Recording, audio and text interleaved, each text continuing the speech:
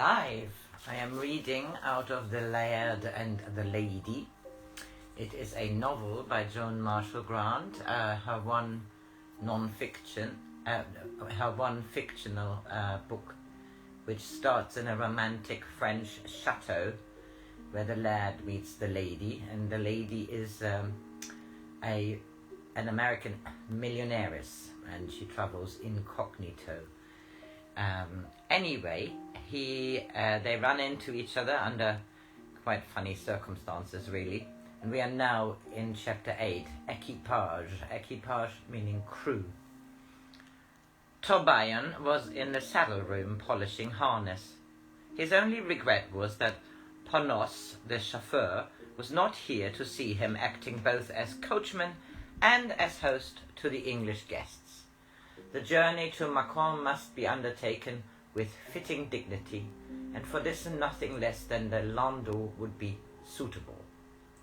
At last his well-worn jibe, so often hurled at Ponos, automobiles are like nervous men who cannot perform their functions unless they are full of alcohol, had been well proved. Horses do not require the permission of bureaucrats, the authority of petrol coupons, before they can carry out their duties.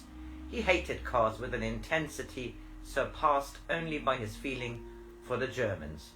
It was his personal opinion that only the Boche could have been sufficiently evil to invent such machines. He savoured old grudges until they demanded expression. He went to the coach house, lifted the dust sheet which covered an ancient Delage coupe de ville, and spat with ceremony on one of its carefully pipe-clayed tires. That for your automobile, Ponos.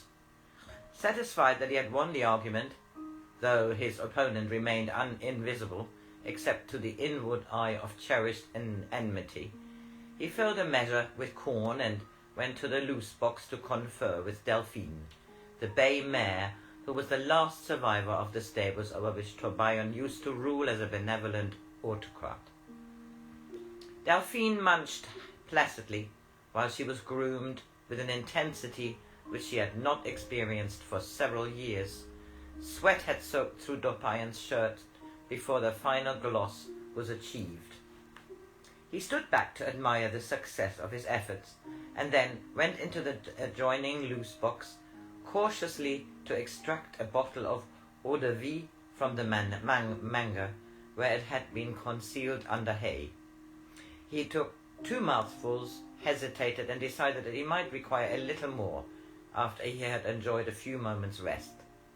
It would be wiser to go back to Delphine, so that if suddenly disturbed he could pretend that he was too occupied to do whatever other job Honorine had found for him.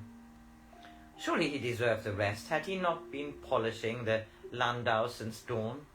Or, if not quite dawn, certainly since very early. He took another mouthful and remarked to Delphine, "Consider my horror when I discovered a quantity of hen droppings on the cushions of the landau. Undoubtedly some misbegotten relative of Ponos introduced poultry into the coach house." Delphine pretended to nip his ear, a long-established token of affection. No doubt the old man would fall asleep when the bottle was empty. He could do so in the knowledge that she would take care not to tread on him, and might even decide to lie down and rest her nose on his thigh. After all, Torbayon was the first thing she had seen on emerging from her mother's some 20 years before. Had he not wrapped her in a blanket and stayed all night in the deep straw while the mare slept, soothed by bread soaked in good wine? Delphine indicated that she was about to assume a recumbent position. "No," said Torbayon, getting rapidly to his feet. "It is already time we prepare ourselves for the expedition." He slipped the bridle over her head and led her to the coach house. When the equipage was satisfactory to his critical eye, he went back to the saddle room to fetch his top hat, sleek, with careful ironing, though the cockade was green with age, and a double-breasted overcoat of blue English cloth, with silver buttons, blazed with the arms of the family his own had served for 3 generations. The coat was too tight for comfort and too thick for summer, but he was not to be deprived of the full pleasure of now infrequent glory, though he had the foresight to remove vest and waistcoat before putting it on. He called Pierre to inform the guest that they had awaited his pleasure at the main gate. Rowan realized that Torbayon's expression of aloof dignity was at least partly due to stimulants, perhaps unwisely absorbed on such a hot morning. He climbed with inward reluctance into the ancient carriage and permitted Pierre to arrange a rug over his knees. Torbayon cracked his whip. Delphine, who understood that by no chance would she suffer even a flick on the flank, entered into the spirit of the undertaking. She started off at a spanking trot, and then, somewhat to her own surprise, broke into a canter. She would keep up the pace until they reached the end of the avenue.